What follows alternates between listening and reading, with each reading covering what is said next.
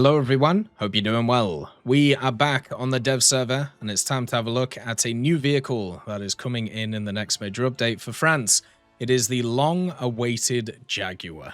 One of the more interesting things when it came to the Benelux part of the tech tree that was added to France is there was a lot of French players which did the classic thing that main kind of tech tree players do, where they go, why aren't you developing my nation's vehicles? Why are you focusing on adding a copy-paste leopard into the game? Well, guess what? Gaijin in the background, as usual, we're working on unique vehicles for France, just like they do all the time for every single nation. And now you get one of the powerhouses of the modern French military, the Jaguar, this big old beast of a vehicle, very much standard like AFV type of vehicle. And what you find from it is a collection of factors that you usually don't find on a bunch of vehicles in the game because, to be honest, they are just a little bit odd and a bit all over the place. So it takes some really cool things that we see from other areas and plonks them on the vehicle when it comes to its ammunition, when it comes to like its targeting speed, and then also other areas, and then adds a few more, such as these new IR missiles that are coming to the vehicle. Now, one thing I will say about this, if you have a look at the BR, it's an 11.7 vehicle at rank 8. You can find it on the right-hand side of the tech tree, which is just pretty nuts. Now, the vehicle, for me, is not going to stay at 11.7 in its current configuration. So just take that kind of into mind. I don't look at these factors and go, okay, this is an 11.7 vehicle. This is the best light tank in the game, apart from the HSTVL. That just seems nuts to me. So let's just be a bit, careful about that. So just wait and see what happens to it. I'll update you if anything changes, and I think it will about this vehicle around its general matchmaking. When you have something like a 2S38 at 10.3 and this vehicle at 11.7, things are just crazy. Or if you have the Puma VJTF and also the Namers at 11.3 and this thing at 11.7, it doesn't make a lot of sense. So let's go through some of its interesting stuff. First of all, the Jaguar has absolutely no armor. It has what looks like a modular armor package, but it doesn't really offer any protection for the vehicle. You have the slat armor, which is all over the vehicle, giving it chemical protection, and at 11.7 you will not face anything chemical, which doesn't have basically a tandem warhead on it. So yeah, it's not really going to be very useful. It's just additional weight. You then have a spall liner, which is all over the vehicle, which is kind of cool. But the spall liner itself is very cramped when it comes to the vehicle itself, meaning that even if it does actually protect and reduce the amount of spall that rounds and also other things do, I don't think it's going to protect it enough because the round's already going to be in the vicinity of the crew, which is what it's there to protect. You can see the crew's right here. It's a 3-man once again. This is a very large vehicle, and shooting it in the turret will just decimate it, and also shooting it in the hull will just decimate it, because every single piece of it is just full of something. You can actually have a look here and see all of the different stuff when we actually remove the spall liner and how compact this vehicle is, even though it's a massive vehicle. So it's just nuts, and I'll show you how big it is when we compare it to some vehicles in the test drive. You have an FCS, which once again actually is fully modeled and at the same time provides the operations of all of these modules. As we talked about earlier with the T90M, for some reason that has its FCS modeled, but if you destroy it, it doesn't do anything. But if you destroy this one, it literally knocks out everything when it comes to your gun.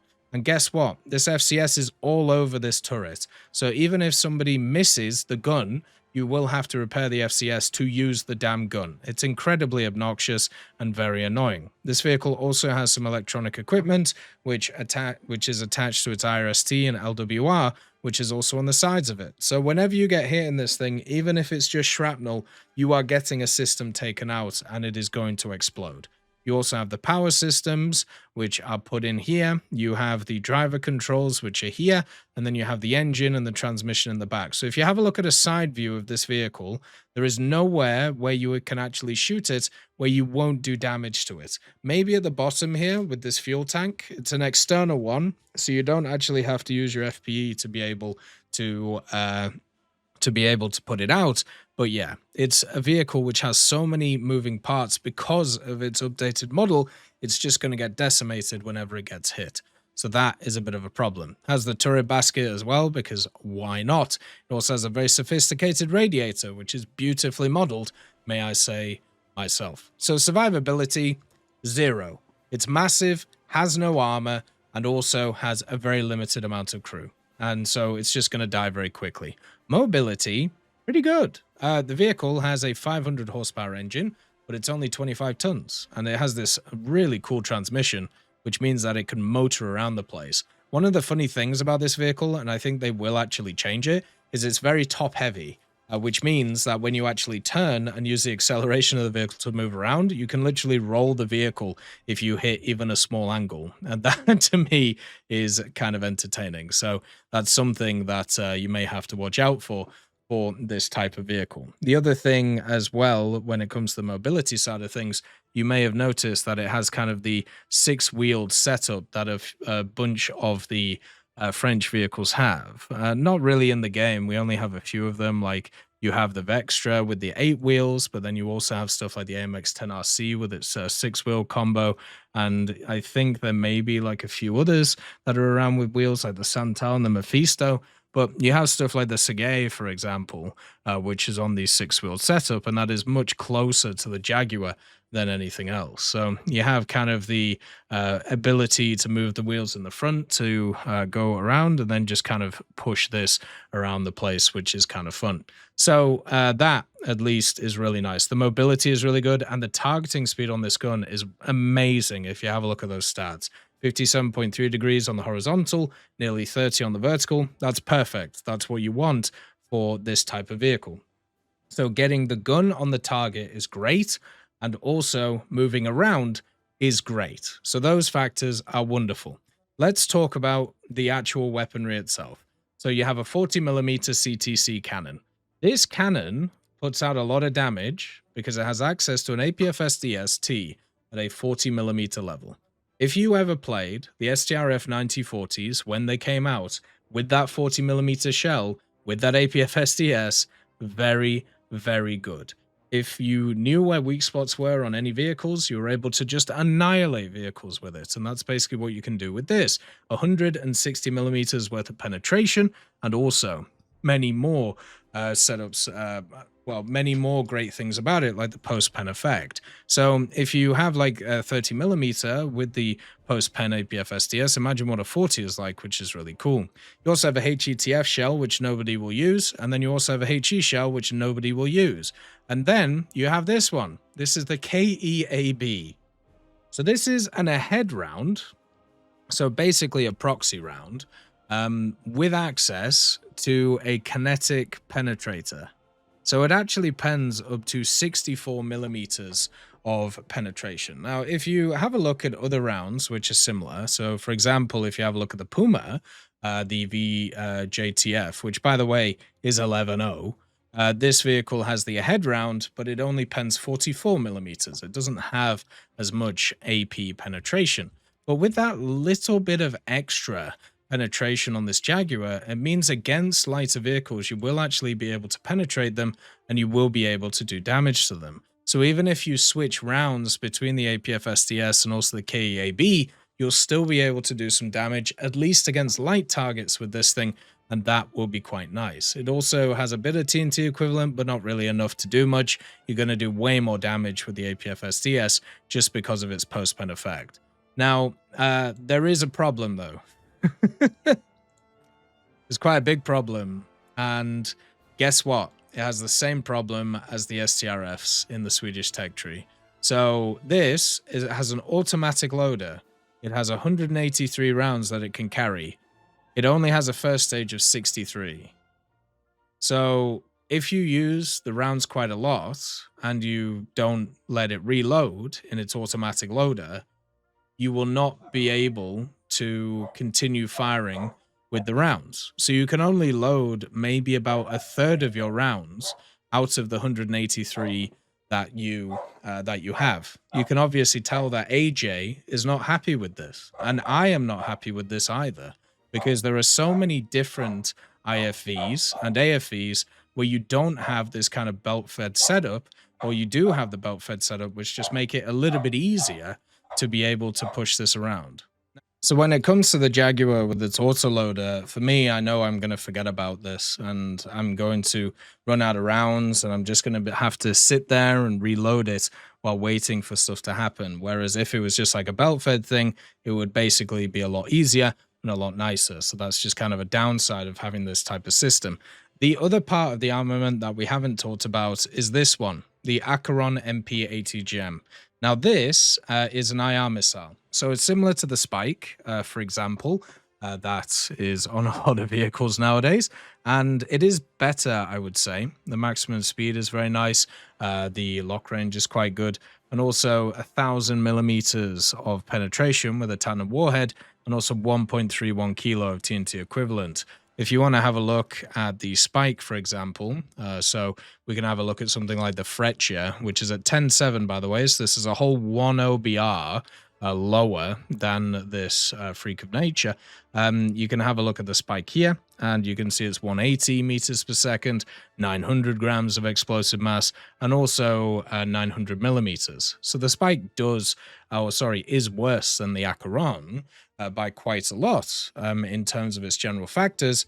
But the thing is, you only get 2 of them, and you have no way of reloading them unless you are on a cap. Another thing to also note, which a lot of people don't realize because they just don't play these types of machines, this launcher is at such an aggressive angle and you cannot move it.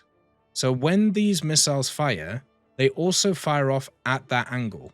So what this means for a vehicle like this is when you fire the missiles, as you would, they don't just go straight, they arc. So for example, we have like this vehicle here, the T-64, right? It has to go really far upwards and then go downwards into the target. So this means that you... And look at that.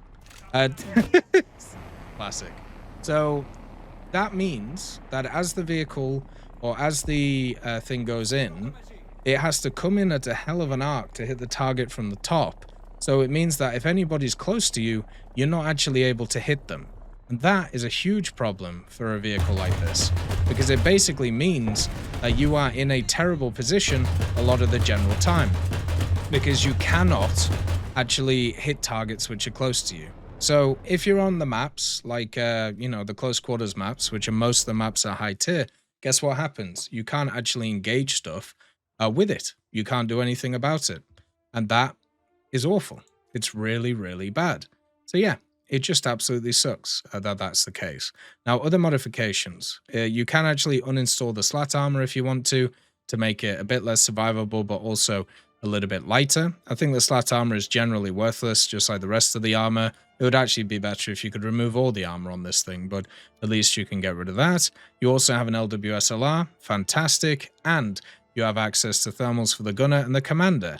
The interesting thing about this vehicle is it does have a pretty tall commander sight, so what you could do is maybe hide the rest of the vehicle behind a hill and then use that commander sight. But there is a problem with this, and I'll show you what that problem is, because guess what? We're going to show you the wonderful HE penetration, and guess what? That's right, you get overpressured through the commander sights, and guess what? If they hit the ATGM, which is in line with it, you get overpressured, even though the ATGM isn't attached to the vehicle at all. So yeah, if you're using this sight, you'll still die. Because people will just bonk it like this. Any part of this vehicle will just get overpressured because of the fact it just does not have any armor, and it will just go straight through. So yeah, very fun, even with your wonderfully modern spore liner. So you can do that at least. That exists, but yeah, it's not going to work very well. But you have all of the other factors, like you have the fact that you can use the more interesting round on this thing, like the ahead round, which is quite fun. And, you do have the 40mm, which will do a ton of damage to lighter targets. And also, if you're able to penetrate, side targets, you'll be able to do stuff. With the ahead round, you'll be able to hit planes and also helicopters, which are quite close. And with the general targeting, the vehicle feels very nice. It's just got a lot of factors that just do not, make me feel confident in the vehicle. Does it have enough strong characteristics compared to others to make it useful? And I think the answer will unfortunately be no with this one. I'm hoping that in the future, maybe it will. But right now, in its current state, I definitely wouldn't take it in the game. This is a T-55. This is how big one of these machines is compared to it. Just remember, it's a light tank and has absolutely no armor, and it's about double the size of it. Crazy in terms of it. So yeah, hopefully it'll get better. If it doesn't, we'll see how it actually goes. I don't think it's going to go very well in general. Now, look at this. This is a T10. It's not really that far away from me, right? The Namer would be able to hit it. Can this? No, it goes over it. Fun times ahead. As always, I hope you have a wonderful day. I'll see you next time.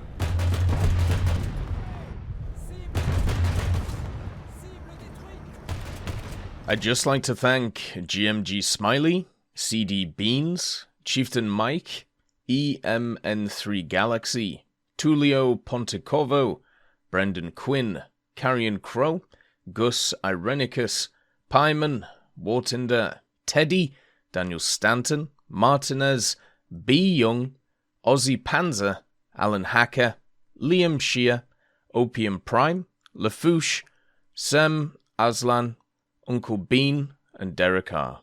for supporting the channel.